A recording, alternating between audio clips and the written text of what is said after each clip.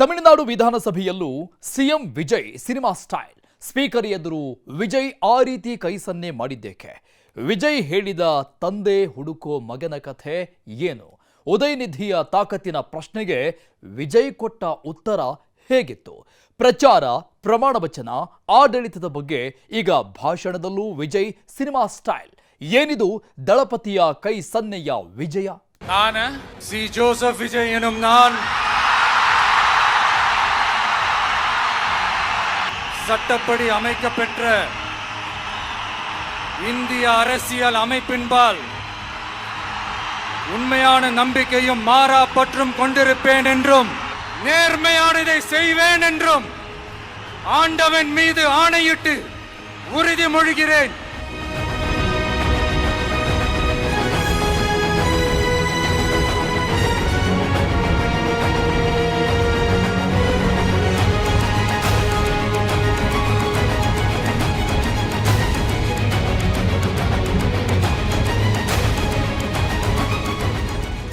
ಹೀಗೆ ಪ್ರಮಾಣ ವಚನದಲ್ಲೇ film style ತೋರಿದ್ದ CM ದಳಪತಿ Vijay ವಿಧಾನಸಭೆಯಲ್ಲೂ ಅದನ್ನೇ ಮುಂದುವರೆಸಿದ್ದಾರೆ. ಬೆಳ್ಳಿತೆರೆಯ ಅದೇ ಖದರನ್ನೇ ಹಸಿರು ಹಾಸಿನ ವಿಧಾನಸಭೆಯಲ್ಲೂ ತೋರಿದ್ದಾರೆ. ವಿಲನ್ಗಳ ವಿರುದ್ಧ ತೆರೆ ಮೇಲೆ ಅಬ್ಬರಿಸಿ ಬೊಬ್ಬಿರಿದಂತೆ ವಿಪಕ್ಷಗಳ ನಾಯಕರ ವಿರುದ್ಧ ಜನನಾಯಕನಂತೆ ದರ್ಬಾರ್ ತೋರಿದ್ದಾರೆ. பணத்திலிருந்து ஒரு பைசா கூட தொடமாட்டோம், தொடவும் விடமாட்டோம், தொட்டா விடமாட்டோம், இதுக்கு முன்னாடி தொட்டவங்களையும் விடமாட்டோம். ತಮಿಳುನಾಡು ವಿಧಾನಸಭೆಯಲ್ಲಿ ವಿಪಕ್ಷಗಳ ಆರೋಪಗಳಿಗೆ ಬೇಸತ್ತು ಇಷ್ಟು ದಿನ ಸುಮ್ಮನಿದ್ದ ಸಿಎಂ ವಿಜಯ್ ದಿಢೀರನೆ ತಿರುಗಿಬಿದ್ರು. ತಮ್ಮ ಆರ್ಭಟವನ್ನ ಪ್ರದರ್ಶಿಸಿದ್ರು. ವಿಜಯ್ ಅವರ ಪಕ್ಷ ಶಾಸಕರ ಕುದುರೆ ವ್ಯಾಪಾರ ಮಾಡಿದೆ ಎಂಬ ಆರೋಪಗಳಿಗೆ ಅತ್ಯುಗ್ರವಾಗಿ ಪ್ರತಿಕ್ರಿಯಿಸಿದ ದಳಪತಿ ನಿಮ್ಮೆಲ್ಲರ ಅಸಲಿ ಮುಖವಾಡವನ್ನ ಬಯಲು ಮಾಡ್ತೀನಿ ಅಂತ ಅಬ್ಬರಿಸಿದ್ರು. ಅದು ಕೂಡ ಥೇಟ್ ಸಿನಿಮಾ ಹೀರೋನಂತೆಯೇ. இங்க இருக்கிற நிறைய பேர் நடுங்கி போய் ಇದೆಲ್ಲ ನಮ್ಮ ಮೇಲೆ ಅವಧೂರು ಬೇರೆ. ಆ ಬಳಿಕ ಸಿನಿಮಾ ಸ್ಟೈಲ್ನಂತೆ ಸಿಎಂ ವಿಜಯ್ ಒಂದು ಕೈಸನ್ನೆಯನ್ನು ಮಾಡಿದ್ದಾರೆ. ಅದು ಚುನಾವಣೆಯಲ್ಲಿ ತನ್ನನ್ನು ಉದ್ದೇಶಿಸಿ ವ್ಯಂಗ್ಯವಾಡಿದ್ದ ಎಂಕೆ ಸ್ಟಾಲಿನ್ಗೆ ಕೊಟ್ಟ ತಿರುಗೇಟಾಗಿತ್ತು. ವಿಧಾನಸಭೆಯಲ್ಲಿ ಸಿಎಂ ಕುರ್ಚಿಯಿಂದಲೇ ಕೊಟ್ಟ ಆ ಕೈಸನ್ನೆ ಈಗ ಸೋಷಿಯಲ್ ಮೀಡಿಯಾದಲ್ಲಿ ದೇಶಾದ್ಯಂತ ವೈರಲ್ ಆಗಿಬಿಟ್ಟಿದೆ. அவங்க இருந்திருந்தா ஒரு ஆக்ஷன் பண்ணணும்னு எனக்கு தோணுச்சு. எல்லாரும் போயிட்டாங்க. இல்ல பர்மிஷன் பண்ணலாமா? இப்பவும் பண்ணலாம், ஒண்ணும் தப்பு இல்ல. அவனை உயிர்த்தெழ முடியாத சிலுவையில அறையணும்.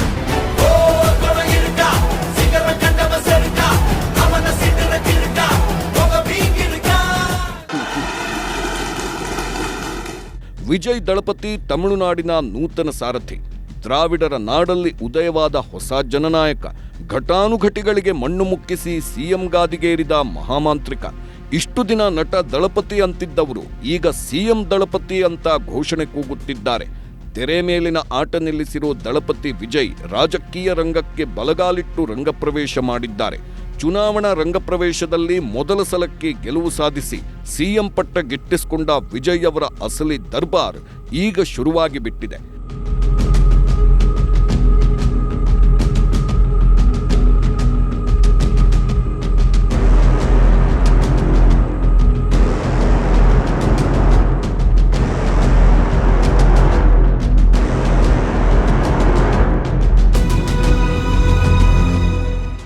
ಇತ್ತೀಚೆಗೆ ತಮಿಳುನಾಡು ವಿಧಾನಸಭೆಯಲ್ಲಿ ಟಿವಿಕೆ ಪಕ್ಷದ ನಾಯಕರ ಮಾತುಗಳಿಗೆ ಬೇಸತ್ತು ವಿರೋಧ ಪಕ್ಷದವರು ಸಭಾತ್ಯಾಗ ಮಾಡಿ ಹೊರನಡೆದರು. ಆದರೂ ವಿಜಯ್ ತಮ್ಮ ಸಿನಿಮೀಯ ಡೈಲಾಗ್ ಬಿಡಲಿಲ್ಲ. ಡಿಎಂಕೆ ಹಾಗೂ ಎಡಿಎಂಕೆ ಪಕ್ಷದ ನಾಯಕರಿಗೆ ಕೌಂಟರ್ ಕೊಟ್ಟರು. ಅದಕ್ಕೆ ಸಂಬಂಧಿಸಿದ ವಿಡಿಯೋಗಳು ವೈರಲ್ ಆಗ್ತಿದೆ. ಡಿಎಂಕೆ ನಾಯಕ ಸ್ಟಾಲಿನ್ ಈ ಹಿಂದೆ ಮುಖ್ಯಮಂತ್ರಿ ಆಗಿದ್ದರು. ಆದರೆ ಚುನಾವಣೆಯಲ್ಲಿ ತಮ್ಮದೇ ಕ್ಷೇತ್ರದಲ್ಲಿ ಸೋತು ಮುಖಭಂಗ ಅನುಭವಿಸಿದ್ದರು. ತಮಿಳುನಾಡು ಅಸೆಂಬ್ಲಿಯಲ್ಲಿ ಹೈಡ್ರಾಮಾ. ಸ್ಟಾಲಿನ್ನ ಮಿಮಿಕ್ರಿ ಮಾಡಿದ ದಳಪತಿ. ವಿಜಯ್ ಕೈಸನ್ನೆಗೆ ಡಿಎಂಕೆ ವಾಕೌಟ್. ಈ ಬಾರಿ ತಮಿಳುನಾಡು ವಿಧಾನಸಭೆ ಚುನಾವಣೆಯಲ್ಲಿ ನಟ ವಿಜಯ್ ಅಕ್ಷರಶಃ ಮ್ಯಾಜಿಕ್ ಮಾಡಿದ್ರು. ಸ್ವಂತ ಪಕ್ಷ ಸ್ಥಾಪಿಸಿ 2 ವರ್ಷದಲ್ಲಿ ಅಧಿಕಾರದ ಚುಕ್ಕಾಣಿ ಹಿಡಿದಿದ್ರು. ಥೇಟ್ ಸಿನಿಮಾ ಶೈಲಿಯಲ್ಲೇ ವಿಜಯ್ ಚುನಾವಣಾ ಪ್ರಚಾರ ಮಾಡಿದ್ರು. ಪ್ರಮಾಣ ವಚನ ಕಾರ್ಯಕ್ರಮದಲ್ಲಿಯೂ ಕೂಡ ಅದೇ ಸ್ಟೈಲ್ ಮುಂದುವರೆಸಿದ್ರು. ಇದೀಗ ವಿಧಾನಸಭೆ ಅಧಿವೇಶನದಲ್ಲೂ ಅದೇ ಖದರ್ ಸ್ವ್ಯಾಗ್ ಕಂಡು ಬರ್ತಿದೆ. ವಿರೋಧ ಪಕ್ಷಗಳಿಗೆ ಚಾಟಿ ಬೀಸುತ್ತಲೇ ಇದ್ದಾರೆ. நேற்று எதிர்க்கட்சி தலைவர், மாண்புமிகு எதிர்க்கட்சி தலைவர் பேசும்போது நிறைய பேசினாங்க. அதுல ஒண்ணு மட்டும் அரசு சொல்றதா நினைச்சுக்கிட்டு நம்மள இன்டைரக்டா ஈவில் அப்படின்ற அந்த வார்த்தையை யூஸ் பண்ணாங்க. எனக்கு ஒன்னே ஒண்ணுதான் சொல்லணும்னு தோணுது. ஈவில்ஸ்னு டெவில்ஸ் பேசக்கூடாது. ಮಂಗಳವಾರ ತಮಿಳುನಾಡು ಅಸೆಂಬ್ಲಿಯಲ್ಲಿ ಭಾರೀ ಹೈಡ್ರಾಮಾವೇ ಸೃಷ್ಟಿಯಾಗಿತ್ತು. ರಾಜ್ಯಪಾಲರ ಭಾಷಣದ ಮೇಲೆ ವಂದನಾ ನಿರ್ಣಯ ಸಲ್ಲಿಸಿ ಮಾತನಾಡಿದ ಸಿಎಂ ಜೋಸೆಫ್ ವಿಜಯ್ ಅಭಿಮಾನಿಗಳಲ್ಲಿ ಸಂಚಲನ ಸೃಷ್ಟಿಸಿದ್ರು. ಅವರ ಅಬ್ಬರದ ಭಾಷಣಕ್ಕೆ ಇಡೀ ತಮಿಳುನಾಡು ಹುಚ್ಚೆದ್ದು ಕುಣಿದಿದೆ. ಅದು ಇಷ್ಟರವರೆಗಿನ ಸಿಎಂಗಳ ಭಾಷಣಕ್ಕಿಂತ ಭಿನ್ನವಾಗಿತ್ತು. ಓರ್ವ ಸಿನಿಮಾ ಹೀರೋನ ರಾಕಿಂಗ್ ಸ್ಟೈಲ್ ಭಾಷಣ ಅಲ್ಲೇ ಇದ್ದ ಶಾಸಕರನ್ನೂ ಬೆಚ್ಚಿ ಬೀಳಿಸಿತ್ತು. ವಿಪಕ್ಷಗಳ ಸದಸ್ಯರು ಸಭಾತ್ಯಾಗ ಮಾಡಿದ್ರು. ಆ ಭಾಷಣದ ಕೊನೆಗೆ ವಿಜಯ್ ಮಾಡಿದ್ದ ಕೈಸನ್ನೆ ಮತ್ತೂ ವೈರಲ್ ಆಗಿತ್ತು. ಅದು ಚುನಾವಣಾ ಪ್ರಚಾರದ ವೇಳೆ ತನಗೆ ಟಾಂಗ್ ಕೊಟ್ಟಿದ್ದ ಎಂಕೆ ಸ್ಟಾಲಿನ್ರಿಗೆ ನೀಡಿದ ತಿರುಗೇಟಾಗಿತ್ತು. ವಿಜಯ್ ಸ್ಟೈಲನ್ನು ತೋರಿಸುವುದಕ್ಕೂ ಮುನ್ನ ಸ್ಟಾಲಿನ್ ಅಂದು ಮಾಡಿದ್ದ ಕೈಸನ್ನೆಯ ಬಗ್ಗೆ ಹೇಳ್ತೀವಿ. அவங்க இருந்திருந்தா ஒரு ஆக்ஷன் பண்ணணும்னு எனக்கு தோணுச்சு. எல்லாரும் போயிட்டாங்க. இல்ல பர்மிஷன் பண்ணலாமா? இப்பவும் பண்ணலாம், ஒன்றும் தப்பு இல்லை. ಇದು ಚುನಾವಣಾ ಪ್ರಚಾರದ ಹೊತ್ತು. ಸೀಟು ಹಂಚಿಕೆಯ ಮೀಟಿಂಗ್ ಸಂದರ್ಭ ಸ್ಟಾಲಿನ್ ಮಾಧ್ಯಮಗಳತ್ತ ಮಾಡಿದ ಸನ್ನೆ. ಕಾಂಗ್ರೆಸ್ ಜೊತೆಗಿನ ಸೀಟು ಹಂಚಿಕೆ ಬಗ್ಗೆ ಮಾತುಕತೆ ಮುಗಿಸಿ ಡಿಎಂಕೆ ಪಕ್ಷದ ಕೇಂದ್ರ ಕಚೇರಿಯಿಂದ ಹೊರಡುವಾಗ ಕೈ ಎತ್ತಿ ಎಲ್ಲಾ ಮುಗಿಯಿತು ಅನ್ನೋ ರೀತಿಯಲ್ಲಿ ಸ್ಟಾಲಿನ್ ಸನ್ನೆ ಮಾಡಿದ್ರು. ಆ ವಿಡಿಯೋ ಬಳಿಕ ಬಹಳಷ್ಟು ವೈರಲ್ ಆಗಿತ್ತು. ಅಲ್ಲದೆ ಆ ವಿಡಿಯೋದಲ್ಲಿ ಅವರು ಎಲ್ಲವೂ ಮುಗಿಯಿತು, ಎಲ್ಲವೂ ಸೆಟಲ್ ಆಗಿದೆ ಎಂಬ ರೀತಿಯಲ್ಲಿ ಕೈಸನ್ನೆ ಮಾಡಿದ್ದಾರೆ ಎಂದೇ ವೈರಲ್ ಆಗಿತ್ತು. ಆದರೆ ಸ್ಟಾಲಿನ್ ಬಳಿಕ ಆ ವಿಡಿಯೋದ ಕೈಸನ್ನೆ ಸಂಪೂರ್ಣವಾಗಿ ತಕ್ಷಣದ ಪ್ರತಿಕ್ರಿಯೆ ಅಷ್ಟೇ, ಯಾವುದೇ ಪ್ರೀ ಪ್ಲಾನ್ ಅಲ್ಲ ಎಂದಿದ್ರು. ಆದರೆ ವಿಜಯ್ ಮತ್ತೆ ಆ ಕೈಸನ್ನೆಯನ್ನ ತಮಿಳುನಾಡು ಅಸೆಂಬ್ಲಿಯಲ್ಲೇ ಮಾಡುವ ಮೂಲಕ ಸ್ಟಾಲಿನ್ ಅವರನ್ನ ಅಣಕಿಸಿದ್ದಾರೆ. ಹೀಗಾಗಿ ವಿಪಕ್ಷದವರು ಆ ಕ್ಷಣವೇ ಸಭಾತ್ಯಾಗ ಮಾಡಿದ್ದಾರೆ. அவங்க இருந்திருந்தா ஒரு ஆக்ஷன் பண்ணணும்னு எனக்கு தோணுச்சு. எல்லாரும் போயிட்டாங்க. பர்மிஷன் பண்ணலாமா? இப்பவும் பண்ணலாம், ஒன்றும் தப்பு இல்லை.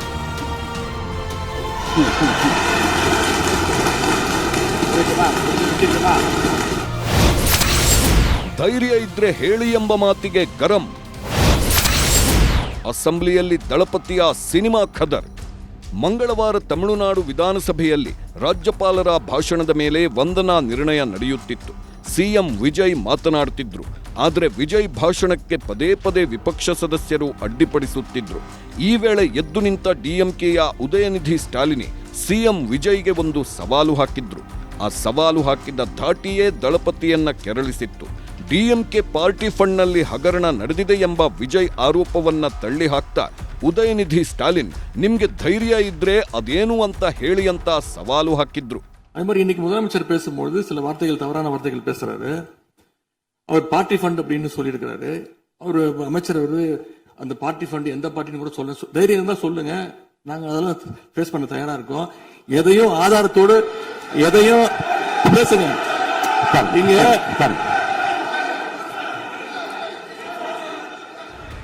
ಉದಯನಿಧಿಯ ಈ ಧೈರ್ಯದ ಸವಾಲಿಗೆ ಸಿಎಂ ವಿಜಯ್ ರೊಚ್ಚಿಗೆದ್ದಿದ್ರು. ಜೊತೆಗೆ ವಿಜಯ್ ಅವರ ಟಿವಿಕೆ ಪಕ್ಷ ಕುದುರೆ ವ್ಯಾಪಾರದಲ್ಲಿ ತೊಡಗಿದೆ ಎಂಬ ಡಿಎಂಕೆ ಆರೋಪವೂ ಅವರನ್ನ ರೊಚ್ಚಿಗೆಬ್ಬಿಸಿತ್ತು. பணத்திலிருந்து ஒரு பைசா கூட தொடமாட்டோம், தொடவும் விடமாட்டோம், தொட்டா விடமாட்டோம், இதுக்கு முன்னாடி தொட்டவங்களையும் விடமாட்டோம்.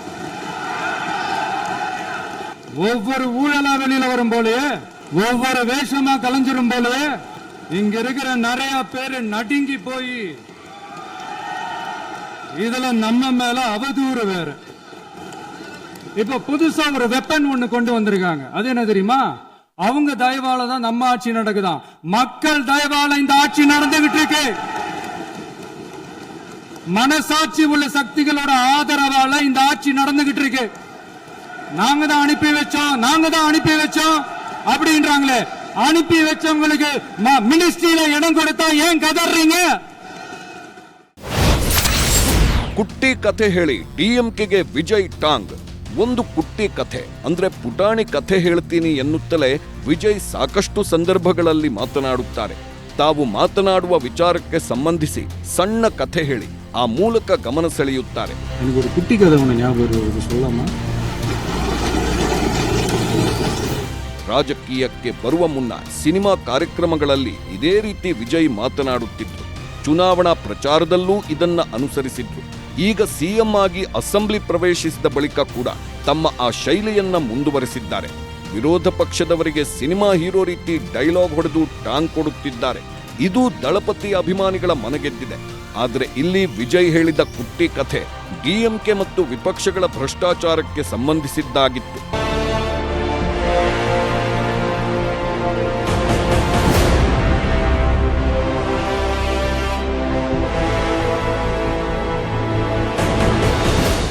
ವಿಜಯ್ ತಮ್ಮ ಭಾಷಣದಲ್ಲಿ ಈ ಹಿಂದಿನ ಸಿನಿ ಬದುಕಿನ ಬಗ್ಗೆಯೂ ಹೇಳಿದ್ರು.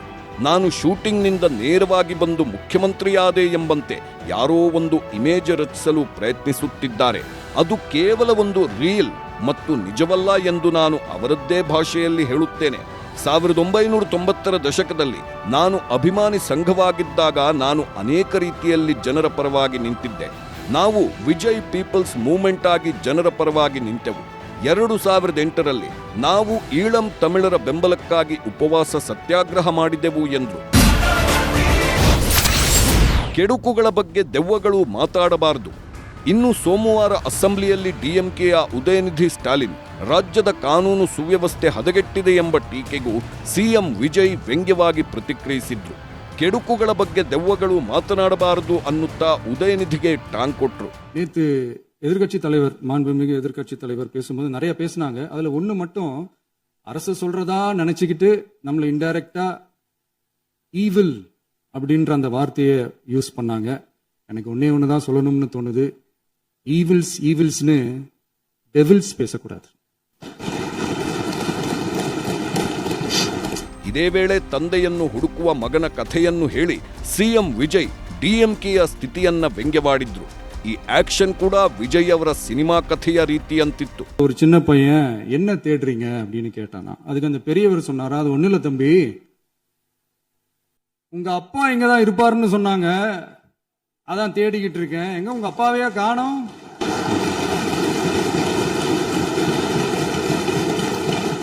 இல்ல அந்த எங்களுக்கும் நக்கலா நையாண்டியா சம்பந்தம் இல்லாத குட்டி கதை இதெல்லாம் எங்களுக்கும் பேச தெரியும். ಪ್ರಮಾಣ ವಚನದಲ್ಲೂ ಸಿನಿಮಾ ಸ್ಟೈಲ್. ವಿಜಯ್ ತಮಿಳು ಚಿತ್ರರಂಗದಲ್ಲಿ ಮಾಸ್ ಹೀರೋ ಆಗಿದ್ದವರು. ಅವರ ಒಂದೊಂದು ಡೈಲಾಗ್ಗೆ ಥಿಯೇಟರಲ್ಲಿ ಜನ ಕುಣಿದು ಕುಪ್ಪಳಿಸ್ತಾ ಇದ್ರು. ರಾಜಕೀಯದಲ್ಲೂ ಅವರು ಹೀರೋ ಆಗಬಹುದು ಅನ್ನೋ ಕಾರಣಕ್ಕೆ ಜನರು ಅವರನ್ನ ಗೆಲ್ಲಿಸಿದ್ರು. ಮುಂದೆ ಅವರು ಸಿನಿಮಾ ಸ್ಟೈಲ್ನಲ್ಲೇ ಪ್ರಮಾಣ ವಚನವನ್ನು ತೆಗೆದುಕೊಂಡಿದ್ರು. ತಮಿಳುನಾಡು ರಾಜಕೀಯ ನಾಯಕರು ಅಂದ್ರೆ ಬಿಳಿ ಬಣ್ಣದ ಶರ್ಟು, ಬಿಳಿ ಬಣ್ಣದ ಪಂಚೆ ಎನ್ನುವಂತಿತ್ತು. ಆದ್ರೆ ವಿಜಯ್ ಆ ಸಂಪ್ರದಾಯ ಬದಲಿಸಿದ್ರು. ರಾಜ್ಯಪಾಲ ವಿಶ್ವನಾಥ್ ಅರ್ಲೇಕರ್ ಪ್ರಮಾಣ ವಚನ ಬೋಧಿಸಿದ್ರು. ಆದ್ರೆ ವಿಜಯ್ ಪ್ರತಿಜ್ಞಾ ವಿಧಿಯನ್ನ ತಮ್ಮದೇ ಶೈಲಿಯಲ್ಲಿ ಸಿನಿಮಾ ಡೈಲಾಗ್ ರೀತಿ ಹೇಳಿದ್ರು. ನೆರೆದ ಅಭಿಮಾನಿಗಳನ್ನ ಹುರಿದುಂಬಿಸುವಂತೆ ಡೈಲಾಗ್ ಹೊಡೆದ್ರು. ಬಳಿಕ ರಾಜ್ಯಪಾಲರು ಬರೆದುಕೊಟ್ಟಿದ್ದನ್ನ ಓದಲು ಹೇಳಿದ್ರು. ಸರಿ ಎಂದು ವಿಜಯ್ ಮತ್ತೊಮ್ಮೆ ಪ್ರತಿಜ್ಞಾ ವಿಧಿ ಓದಿದ್ರು. ಇದು ಸಿನಿಮಾ ಅಲ್ಲ ಗುರು, ನೀನು ಸಿಎಂ, ಕೊಂಚ ನಿಯಮಗಳನ್ನ ಪಾಲಿಸು ಎಂದು ಕೆಲವರು ಕಾಮೆಂಟ್ ಮಾಡುತ್ತಿದ್ರು. ನಾನು ಸಿ ಜೋಸೆಫ್ ವಿಜಯ್ ಎನ್ನುம் நான் சட்டப்படி அமைக்கப்பெற்ற இந்திய அரசியல் அமைப்பின்பால் உண்மையான நம்பிக்கையும் மாறா பற்றும் கொண்டிருப்பேன் என்றும் நேர்மையானதை செய்வேன் என்றும் ஆண்டவன் மீது ஆணையிட்டு உறுதிமொழிகிறேன்.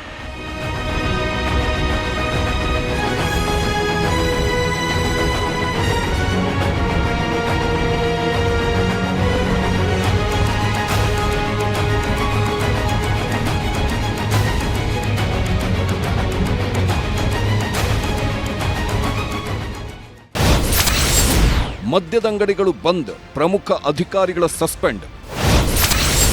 ಭ್ರಷ್ಟಾಚಾರ ನಿರ್ಮೂಲನೆಗೆ ಬಿಗಿಪಟ್ಟು, ಲಂಚದ ವಿಡಿಯೋ ಕೊಟ್ರೆ 1 ಲಕ್ಷ ಪ್ರೈಸ್. ತಮಿಳುನಾಡಿನಲ್ಲಿ ಮದ್ಯದ ವ್ಯವಹಾರ ಸರ್ಕಾರದ ಸುಪರ್ದಿಯಲ್ಲೇ ಬರುತ್ತದೆ.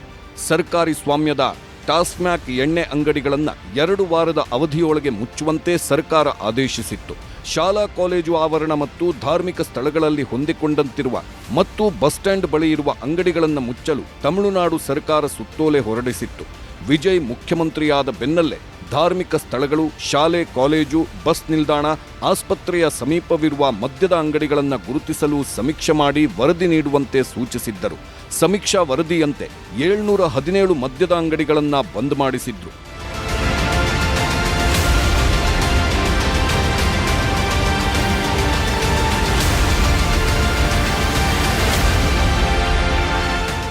ಆನಂತರ ಆಡಳಿತ ಅಂಗವನ್ನು ಚುರುಕುಗೊಳಿಸುವ ಉದ್ದೇಶದಿಂದ IAS, IPS ಅಧಿಕಾರಿಗಳನ್ನೇ ವರ್ಗಾವಣೆ ಮಾಡಿದ್ರು. ಉತ್ತಮವಾಗಿ ಕೆಲಸ ಮಾಡುವವರನ್ನ ಗುರುತಿಸಿ ಅವರಿಗೆ ಹೆಚ್ಚಿನ ಅಧಿಕಾರವನ್ನ ಕೊಟ್ಟಿದ್ರು. ಬಳಿಕ ಭ್ರಷ್ಟಾಚಾರಕ್ಕೂ ಕಡಿವಾಣ ಹಾಕಲು ತೀರ್ಮಾನಿಸಿರೋ ವಿಜಯ್ ತಮಿಳುನಾಡು ಸರ್ಕಾರಿ ಇಲಾಖೆಗಳಲ್ಲಿನ ಭ್ರಷ್ಟಾಚಾರ ಮತ್ತು ಅಕ್ರಮಗಳನ್ನು ತೊಡೆದು ಹಾಕುವ ನಿಟ್ಟಿನಲ್ಲಿ ಹೊಸದೊಂದು ಯೋಜನೆ ಜಾರಿಗೆ ಮುಂದಾಗಿದ್ದಾರೆ. ಭ್ರಷ್ಟರ ಸುಳಿವು ನೀಡುವ ಸಾರ್ವಜನಿಕರಿಗೆ 1 ಲಕ್ಷ ರೂಪಾಯಿ ಬಹುಮಾನ ನೀಡುವುದಾಗಿ ಘೋಷಿಸಿದ್ರು. ಇದರ ಜೊತೆಗೆ ಭ್ರಷ್ಟಾಚಾರ ನಿರ್ಮೂಲನೆಗೆ ರಾಜ್ಯದ ಭ್ರಷ್ಟಾಚಾರ ನಿಗ್ರಹ ದಳವನ್ನು ಸಂಪೂರ್ಣವಾಗಿ ಮೇಲ್ದರ್ಜೆಗೇರಿಸಲಾಗಿದ್ದು, ಆ ಇಲಾಖೆಗೆ ಯಾವುದೇ ಒತ್ತಡವಿಲ್ಲದೆ ಕಾರ್ಯನಿರ್ವಹಿಸುವ ಸಂಪೂರ್ಣ ಅಧಿಕಾರ ಕೊಟ್ಟಿದ್ದಾರೆ. ಸರ್ಕಾರಿ ಅಧಿಕಾರಿಗಳು ಯಾವುದೇ ರೀತಿಯ ಲಂಚ ಅಥವಾ ಆರ್ಥಿಕ ಲಾಭಕ್ಕಾಗಿ ಸಾರ್ವಜನಿಕರನ್ನ ಪೀಡಿಸಿದ್ರೆ ವಿಳಂಬವಿಲ್ಲದೆ ಈ ಇಲಾಖೆಗೆ ದೂರು ಕೊಡಬಹುದು. ಕೇವಲ 1,000 ರೂಪಾಯಿ ಲಂಚಕ್ಕೂ ದೂರು ನೀಡಿ ಅಂತ ವಿಜಯ್ ಕರೆ ಕೊಟ್ಟಿದ್ದಾರೆ.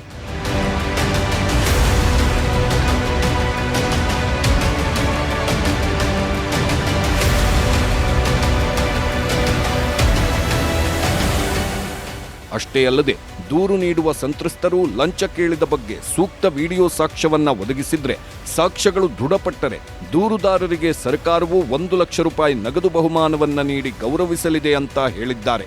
ಮುಖ್ಯಮಂತ್ರಿ ವಿಜಯ್ ಸರ್ಕಾರದ ಈ ಮಹತ್ವಾಕಾಂಕ್ಷಿ ನಡೆಯು ತಮಿಳುನಾಡು ಆಡಳಿತ ವ್ಯವಸ್ಥೆಯಲ್ಲಿ ಗೇಮ್ ಚೇಂಜರ್ ಆಗುವ ಎಲ್ಲಾ ಲಕ್ಷಣಗಳಿವೆ. ಈ ಎಲ್ಲ ನಿರ್ಧಾರಗಳಿಂದ ಜನರು ವಿಜಯ್ ಸರ್ಕಾರವನ್ನ ಮೆಚ್ಚಿಕೊಳ್ತಾ ಇದ್ದು ಟಿವಿಕೆಗೆ ಶಿಳ್ಳೆ ಹೊಡಿತಾ ಇದ್ದಾರೆ.